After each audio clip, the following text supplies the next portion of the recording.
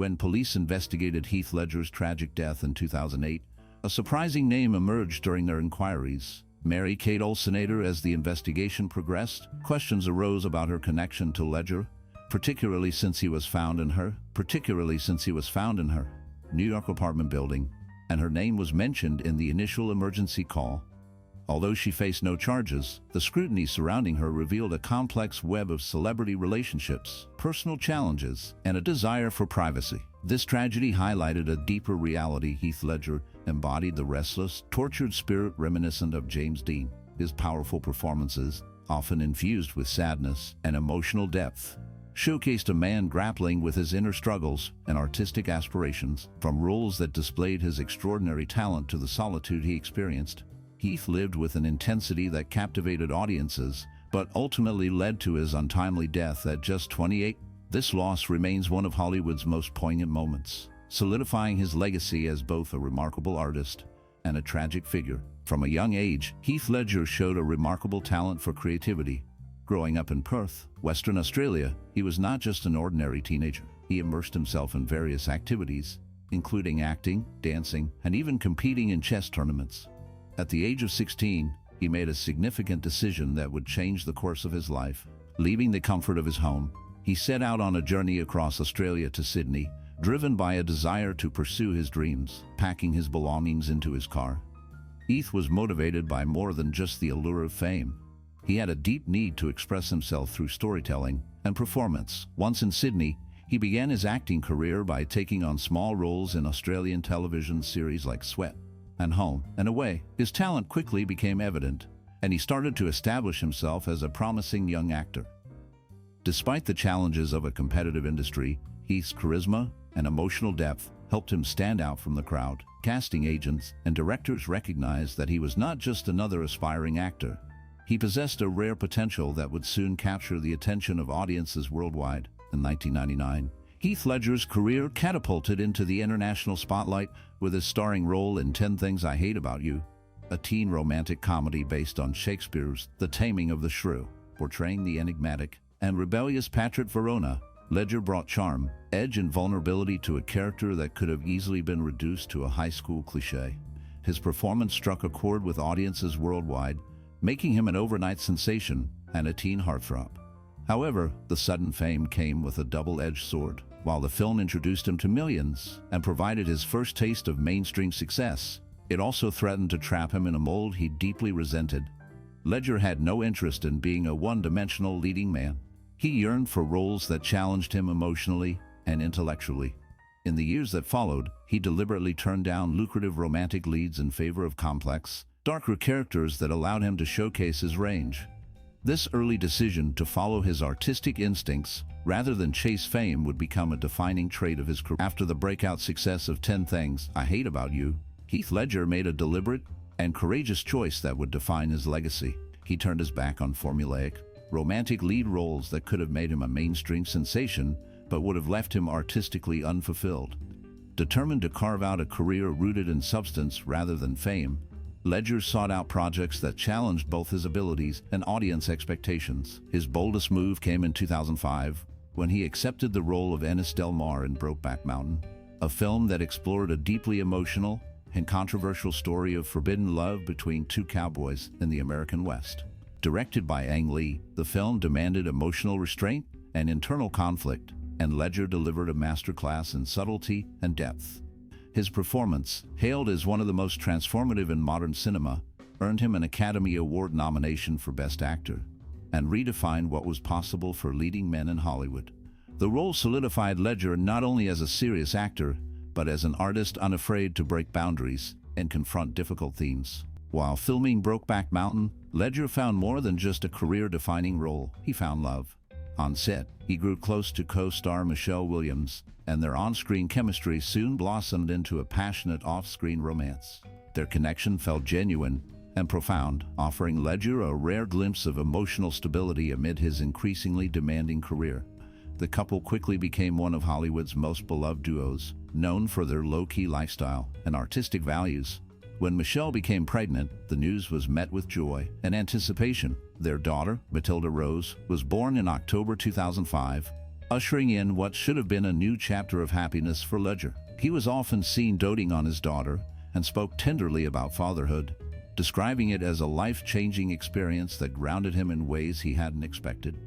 However, the pressures of celebrity, combined with the demands of acting and the unpredictable nature of his emotional health, cast a long shadow over this hopeful chapter.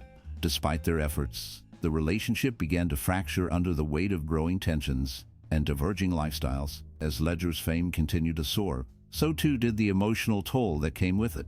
Despite achieving what many actors only dream of, critical acclaim, financial security, and industry respect, he often found himself feeling hollow and directionless.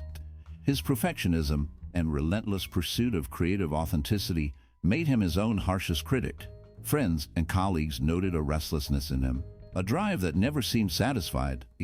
He became known for turning down lucrative offers that didn't challenge him, opting instead for roles in independent films like Candy and I'm Not There. But as his career rose, so did his personal struggles. Ledger began frequenting late-night parties and was increasingly seen in the company of other celebrities known for hard living. Whispers of drug use and self-medication circulated, though never officially confirmed at the time. Close friends worried about his erratic sleep patterns and emotional volatility. Despite the public image of a rising star, privately, Ledger was slipping into a spiral of isolation, insomnia, and existential doubt that would increasingly impact his well-being. As fame grew, so did Ledger's disillusionment with the world around him. His interactions with the media became a clear reflection of this struggle. In his home country of Australia, where he had once been celebrated as a local hero, he found himself relentlessly pursued by the paparazzi.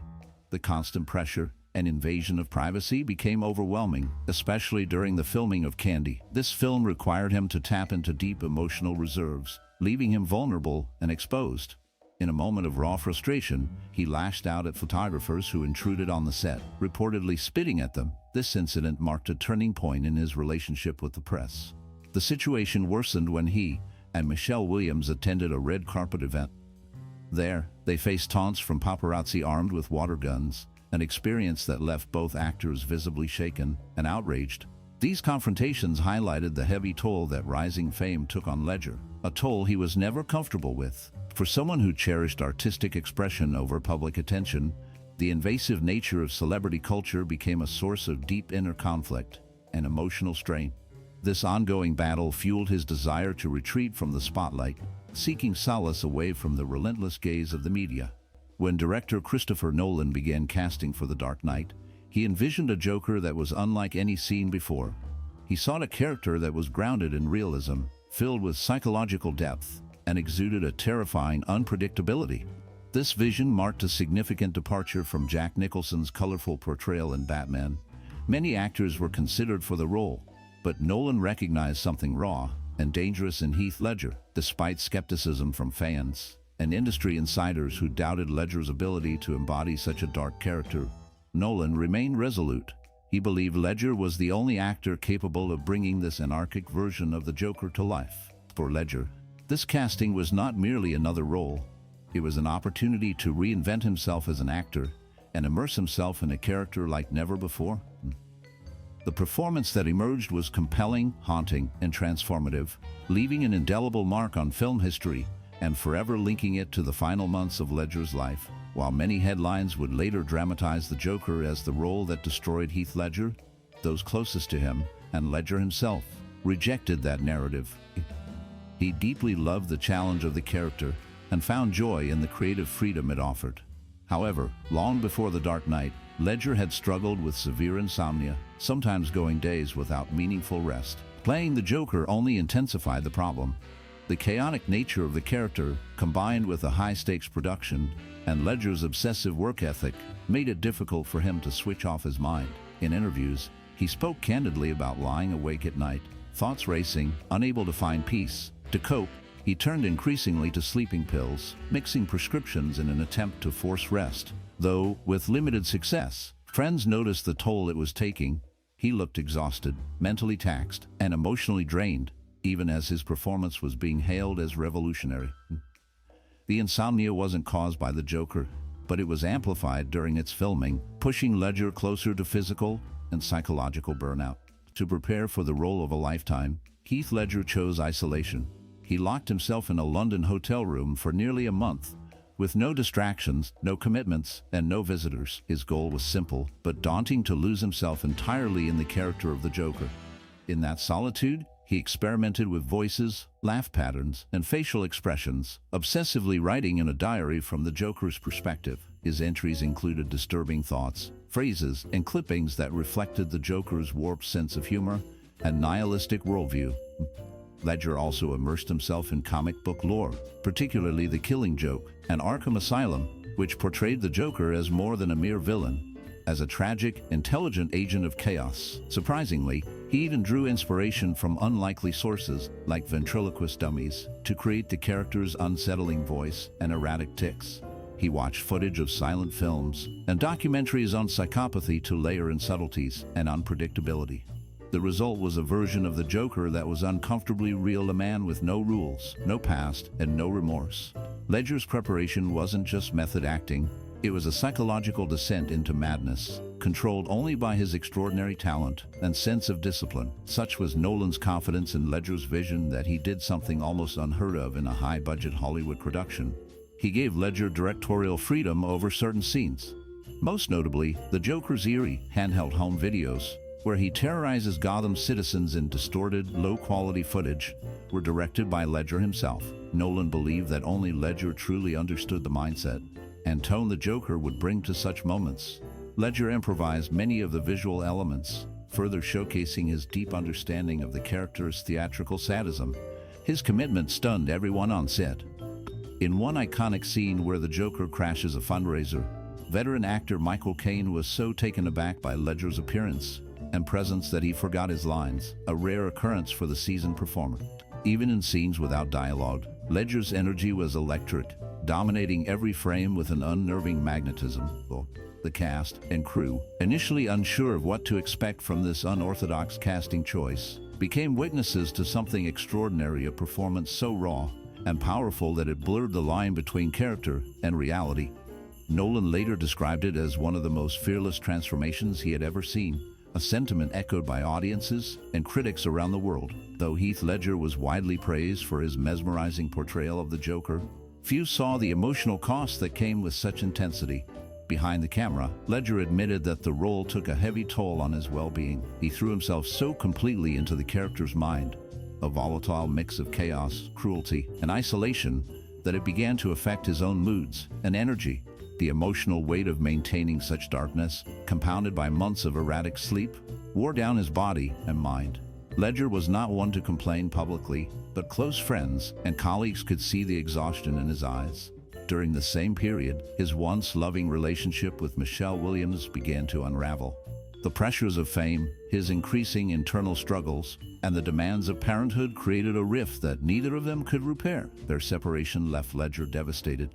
He moved out, and though he remained committed to his daughter Matilda, the emotional stability he had found in family life was now gone. Professionally, he was ascending to new heights, but personally, he was spiraling into a lonely and fragile state, carrying a burden few could see from the outside. Despite being physically and emotionally drained after completing The Dark Knight, Ledger didn't slow down. True to his tireless work ethic, he immediately dove into another complex role in the Imaginarium of Dr. Parnassus, a surreal fantasy directed by Terry Gilliam.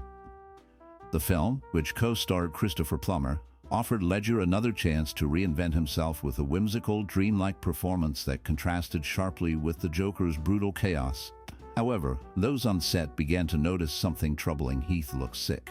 He reportedly had a lingering chest infection, possibly pneumonia, but refused to take time off or seek adequate treatment. His voice was hoarse, and he was often seen coughing or appearing fatigued. Plummer later remarked that Ledger seemed to be suffering terribly from exhaustion. Nonetheless, Ledger remained focused and professional, delivering every scene with passion and creativity. But it was clear to those around him that his body was faltering, and without proper rest or medical intervention, his health was in silent decline, overshadowed by the demands of a career that kept pushing forward while his energy slipped away. By the beginning of 2008, Heath Ledger was living alone in a loft apartment in Manhattan's Soho neighborhood. His life had become increasingly isolated. Friends noted that he was still deeply affected by his breakup with Michelle Williams and missed being with his daughter, who now lived in Brooklyn. Although he continued to work and pursue creative projects, the solitude of his living arrangement reflected a deeper emotional withdrawal. Ledger had always been introspective, but now there were fewer distractions from his inner turmoil. He often spent long hours alone, which intensified his feelings of loneliness. On January 22, 2008, the unthinkable happened. Ledger's housekeeper arrived as usual to clean the apartment and let in a masseuse for a scheduled appointment. When they entered his bedroom to check on him, they found him lying motionless in bed. Attempts to rouse him failed. He was cold and unresponsive. Panic quickly set in, leading to a series of strange, confused, and controversial actions that would raise as many questions as answers in the hours and days to come. Upon discovering Heath Ledger unconscious, the masseuse made a surprising choice by calling Mary Kate Olsen instead of immediately dialing 911. Olsen, a close friend of Ledger's, was not even in New York at the time, which raised questions about their relationship. In the months leading up to his death, Olsen had become a notable figure in Ledger's life, but the specifics of their connection were never fully clarified. Upon receiving the alarming news, Olsen acted quickly by dispatching her private security team to Ledger's apartment. This decision struck many as odd, as it seemed more fitting for a celebrity in distress to contact authorities directly. It was only after these calls that the masseuse finally reached out to emergency services. When paramedics arrived, they attempted CPR, but it was too late, and Ledger was pronounced dead shortly thereafter. The unusual timeline of events, the delay in contacting emergency responders, and the involvement of Olsen's security team instead of the police led to widespread speculation and conspiracy theories. Although the official ruling later confirmed an accidental overdose of prescription medications, the strange circumstances surrounding that day added a layer of mystery and unease to Ledger's tragic loss. This chaotic response highlighted the isolation he had been feeling in his final days, despite being surrounded by fame and attention. When paramedics finally arrived at Heath Ledger's Manhattan loft, they were met at the door by Mary Kate Olsen's private security team, who had inexplicably arrived almost simultaneously. The scene was chaotic, filled with confusion and urgency as the paramedics rushed to his side in a last-ditch effort to revive him. However, it was already too late. Ledger was declared dead within just 3 minutes of their arrival.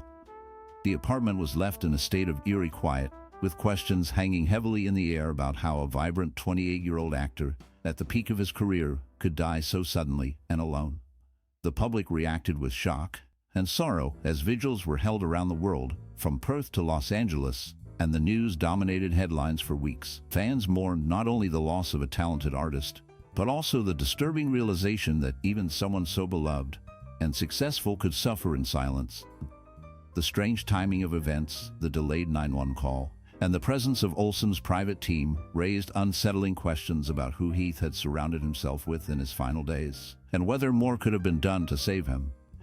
In the weeks following his death, an autopsy and toxicology report were conducted to determine the precise cause. The findings were as tragic as they were sobering. He had ingested a lethal combination of prescription medications, including painkillers, anti-anxiety drugs, and sleeping aids, among them oxycodone, hydrocodone, diazepam, temazepam, alprazolam, and doxylamine. Each drug, when taken individually, had legitimate medical uses for insomnia, anxiety, or cold symptoms. However, together, especially without strict medical supervision, the blend created a deadly synergy that suppressed his central nervous system and ultimately stopped his breathing. The medical examiner ruled the cause of death as an accidental overdose brought on by abuse of prescription medications. Notably, Ledger had been suffering from a suspected chest infection at the time, which may have further weakened his respiratory system and made the drug effects more severe. While there was no evidence of intentional suicide, the findings painted a tragic picture of a man desperately seeking rest and relief, and paying the ultimate price in his attempt to find peace amid emotional chaos. When Heath Ledger passed away, Michelle Williams was reportedly inconsolable. The shock of losing him left her heartbroken, and in the weeks and months that followed, she chose to stay out of the public eye. Her main focus became protecting their young daughter, Matilda, from the intense media scrutiny that surrounded Ledger's death. Despite having separated, Michelle and Heath had maintained a strong bond, and she often spoke of him as a loving and devoted father. However, the grief Michelle experienced was soon complicated by legal issues. Ledger had written his will before Matilda was born, which meant she was not named as a legal beneficiary. This oversight led to tension within his extended family, as some relatives saw a chance to claim a portion of his multi-million-dollar estate. While there were no accusations of wrongdoing, the idea that anyone other than Matilda might inherit his fortune felt profoundly unfair to many fans and observers. This situation placed Michelle in an emotionally draining position, as she was not only grieving the loss of her partner, but also quietly fighting to ensure that their daughter would be taken care of financially and legally, as Ledger would have certainly intended. As tensions escalated over the estate, Heath's father, Kim Ledger, stepped in to resolve the matter decisively. In a move that drew widespread praise, he announced that Matilda Rose Ledger would inherit the entirety of Heath's $16 million fortune. He publicly rejected claims made by other relatives and emphasized that it was his son's clear, if undocumented, intention to provide for his daughter above all else. Kim Ledger's action helped restore a sense of dignity to the process, honoring Heath's legacy as a father even in his absence. The decision not only ensured Matilda's future, but also symbolized the enduring love Heath had for his daughter. It was a powerful gesture that transcended legal documents and courtrooms, one that put family above profit and love above litigation. The estate's resolution brought a small degree of peace amid the sorrow, serving as one final act of protection from a father whose light had gone out far too soon. When paramedics finally arrived at Heath Ledger's Manhattan loft, they were met at the door by Mary Kate Olsen's private security team, who had inexplicably arrived almost simultaneously. The scene was chaotic, filled with confusion and urgency as the paramedics rushed to his side in a last-ditch effort to revive him. However, it was already too late. Ledger was declared dead within just 3 minutes of their arrival. The apartment was left in a state of eerie quiet, with questions hanging heavily in the air. How had a vibrant 28-year-old actor, at the peak of his career, died so suddenly and alone? The public reacted with shock and sorrow. Vigils were held around the world, from Perth to Los Angeles, and the news dominated headlines for weeks. Fans mourned not only the loss of a talented artist, but the disturbing realization that even someone so beloved and successful could suffer in silence. The strange timing of events, the delayed 911 call, and the presence of Olsen's private team raised unsettling questions about who Heath had surrounded himself with in his final days, and whether more could have been done to save him. In the weeks following his death, an autopsy and toxicology report were conducted to determine the precise cause. The findings were as tragic as they were sobering. Ledger had ingested a lethal combination of prescription medications, including painkillers, anti-anxiety drugs, and sleeping aids, among them oxycodone, hydrocodone, diazepam, timolazepam, alprazolam, and doxylamine. Each drug, when taken individually, had legitimate medical uses for insomnia, anxiety, or cold symptoms. However, together, especially without strict medical supervision, the blend created a deadly synergy that suppressed his central nervous system and ultimately stopped his breathing. The medical examiner ruled the cause of death as an accidental overdose brought on by abuse of prescription medications. Notably, Ledger had been suffering from a suspected chest infection at the time, which may have further weakened his respiratory system and made the drug effects more severe. While there was no evidence of intentional suicide, the findings painted a tragic picture of a man desperately seeking rest and relief, and paying the ultimate price in his attempt to find peace amid emotional chaos. When Heath Ledger passed away, Michelle Williams was reportedly inconsolable. The shock of losing him left her devastated, and in the weeks and months that followed, she chose to stay out of the public eye. Her main focus became protecting their young daughter, Matilda, from the intense media scrutiny that surrounded Ledger's death. Despite having separated, Michelle and Heath had maintained a strong bond, and she often spoke of him as a loving and devoted father. However, the grief Michelle experienced was soon complicated by legal issues. Ledger had written his will before Matilda was born, which meant she was not named as a legal beneficiary. This oversight led to tension within his extended family, as some relatives saw a chance to claim a portion of his multi-million-dollar estate. While there were no accusations of wrongdoing, the idea that anyone other than Matilda might inherit his fortune felt profoundly unfair to many fans and observers. This situation placed Michelle in an emotionally draining position, as she was not only grieving the loss of her partner, but also quietly fighting to ensure that their daughter would be taken care of financially and legally, as Ledger would have certainly intended. As tensions escalated over the estate, Heath Ledger's father, Kim Ledger, stepped in to resolve the matter decisively. In a move that drew widespread praise, he announced that Matilda Rose Ledger would inherit the entirety of Heath's $16 million fortune. He publicly rejected claims made by other relatives and emphasized that it was his son's clear, if undocumented, intention to provide for his daughter above all else. Kim Ledger's action helped restore a sense of dignity to the process, honoring Heath's legacy as a father even in his absence. The decision not only ensured Matilda's future, but also symbolized the enduring love Heath had for his daughter. It was a powerful gesture that transcended legal documents and courtrooms, one that put family above profit and love above litigation. The estate's resolution brought a small degree of peace amid the sorrow, serving as one final act of protection from a father whose light had gone out far too soon. The shockwaves of Heath Ledger's death reverberated far beyond Hollywood. Across the globe, fans gathered in cities like New York, Los Angeles, Sydney, and London to pay tribute to an actor whose raw talent had touched millions. Outside his Manhattan apartment, a spontaneous memorial formed. Candles, photographs, flowers, and handwritten notes piled up as strangers stood in silence, reflecting on the loss of a beloved figure. In Perth, Australia, where Heath was born and raised, a more private ceremony took place. His family, devastated by the sudden loss, held a quiet burial attended by close friends and relatives. The public continued to mourn throughout 2008, but in 2009, a rare and bittersweet honor brought some solace. At the Academy Awards, Heath Ledger was posthumously awarded the Oscar for Best Supporting Actor for his role as the Joker in The Dark Knight. His family accepted the award on his behalf, delivering a moving speech that celebrated not just his performance, but the life he lived and the legacy he left behind. Ledger became only the second actor in history to receive the award posthumously, a testament to the impact of his final, unforgettable role. The honor immortalized his work and gave fans a moment of collective closure, an acknowledgement that Heath Ledger's brilliance would never be forgotten. As tributes poured in for Heath Ledger, the questions surrounding his final hours became a focal point of public interest, particularly regarding Mary-Kate Olsen. The investigation took a curious turn when the masseuse who found Ledger contacted Olsen before calling 911.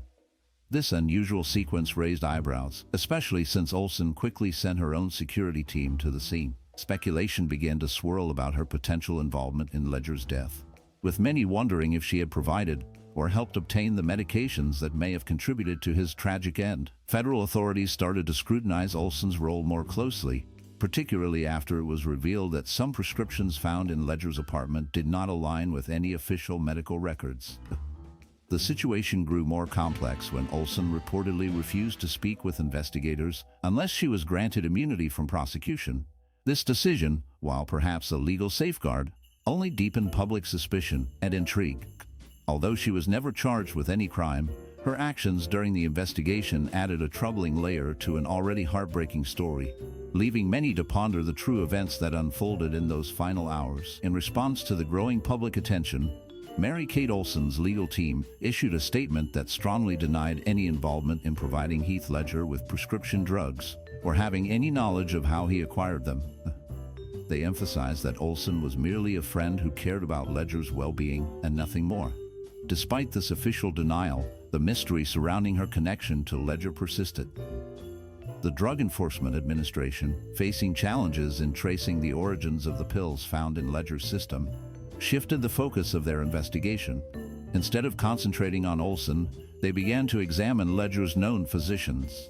These doctors were requested to submit complete records of the prescriptions they had written, aiming to uncover a clear source for the dangerous combination of medications. Over several months, the investigation broadened, yet it raised more questions than it answered. Theories about Ledger's possible self-medication or acquiring pills from acquaintances emerged, but none were proven. Ultimately, the legal scrutiny moved away from Olsen, yet the uncertainty of her involvement continued to fuel public speculation. As the investigation by the DEA progressed, attention turned to the doctors who had treated Heath Ledger in the weeks before his tragic death. Both his American doctor and an Australian doctor maintained that they had only prescribed individual medications and were unaware of the other prescriptions Ledger was taking. They emphasized that they had not authorized the dangerous combination of drugs found in his system. The mix included sedatives, anti-anxiety medications, and painkillers, but no single doctor had prescribed such a potent cocktail. After a thorough review of medical records and interviews, the DEA determined that neither physician had acted negligently or illegally, clearing them of any wrongdoing. However, the central question remained: how did Ledger acquire such a risky combination of medications without a single source being accountable? With legal options exhausted and no new leads, the case was closed, leaving a lingering sense of sorrow. Ledger's death, ruled an accidental overdose, unfolded amidst a haze of conflicting information and silence.